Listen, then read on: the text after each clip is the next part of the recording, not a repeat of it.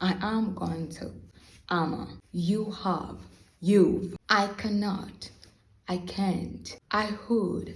I'd. Hi everyone, it's Jay and this is Speak English with Jay. In today's video, we are going to talk about contractions. Mastering your contractions. And just to give you the outline of the video, we're going to start with the definition of contractions, talk about informal contractions, formal contractions, and finally in today's video we have an exercise at the end of the video to test yourself and see if you actually learned something in this video. So without further ado, let's get in the video. What are contractions? Contractions are a shortened form or is a shortened form of a group of words. In simple terms or in a simple language, contractions are two or more words that are combined. Wait, if contractions are two or more words that are combined, then what about reductions? Well, the difference between reduction and contraction is that when a contraction is written in English, the omitted letters is replaced by an apostrophe. Let's use some examples to differentiate between contractions and reductions. Did not.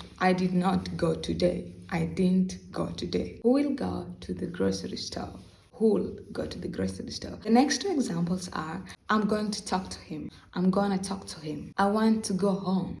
I want to go home. So the first examples that I gave are what we call contractions. The second examples are reductions. Both reductions and contractions are techniques used to speak fast English. Let's get to informal and formal contractions. By informal contractions, I mean that these contractions can only be used while speaking, when we are having a conversation with friends and family members.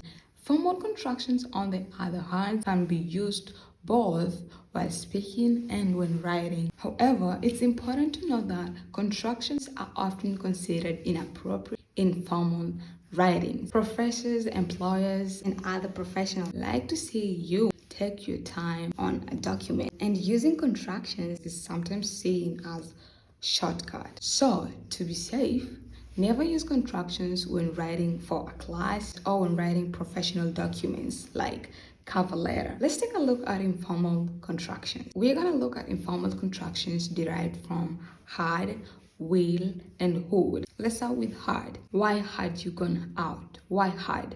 Why? How had? How'd? How'd you seen me? They had. They'd been told. It had. It had reached me. Let's go to would. That would. That it destroy him. Who would? Who'd allow that? Why would? Why? Why did it do that? It would. It surprise him. Let's go to will. Why will? Why? Why'll you do it? How will?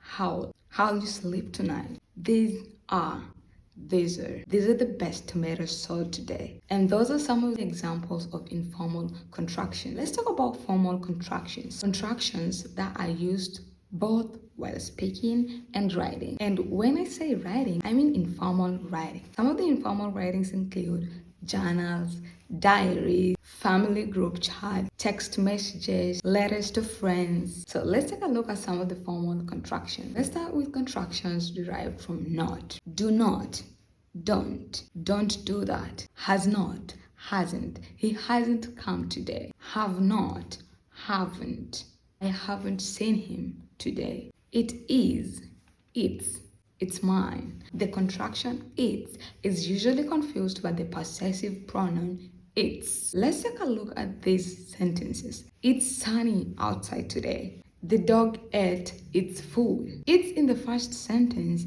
is a contraction. It is, it's.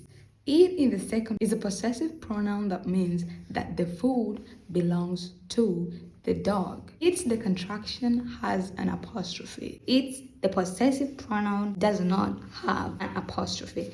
Take note of that. Let's continue with the example. Should not, shouldn't, must not, mustn't, will not, won't, are not, aren't, who will, who'll, you will, you'll, I will, I'll, have not, haven't, they have, they've, what have you done? I have, I've seen him. Who have, who've seen him today. They had, they'd gone out. You had, you'd, who had, who. And those are some of the many examples of formal contraction. And now, time for the exercise. I hope you're keen enough during the video to take this test. You don't really have to worry because it's not that difficult. So the following sentences that I'm about to give you or to say right now can be rewritten to contain one or more contractions. I want you to test yourself by identifying where a contraction fits in the sentences. Are you ready? Let's go. The first sentence: you should not use contractions in formal writing. I'm going to give you 5 seconds to identify the contractions.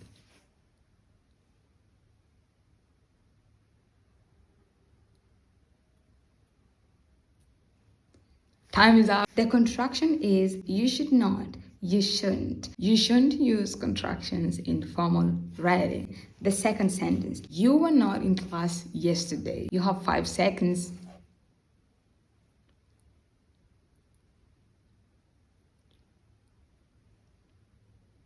Time is up. The contraction in this sentence comes from you were not, you weren't. You weren't in class yesterday. The third sentence: I have been studying for hours, but I still do not feel ready for the exams.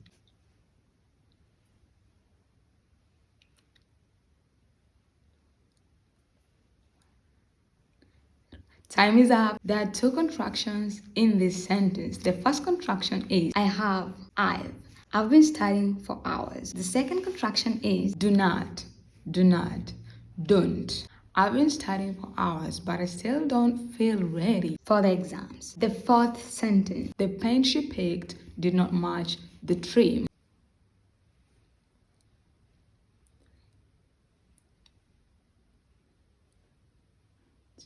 Time is up. Did not, didn't. The fifth and the final sentence: we would go to the beach with you. However, you have got too many chores.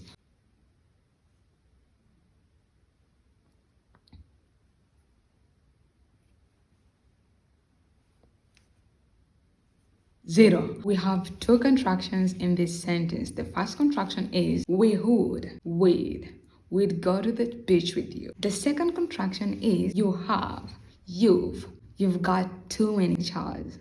How many did you get? Anyways, that marks the end of today's video. And if you're an English learner just starting out on their journey and you're looking forward to learn more about English, then I would highly recommend you subscribe to the channel so you don't miss any of my upcoming videos. And with that being said, let's catch up in my next video. Bye.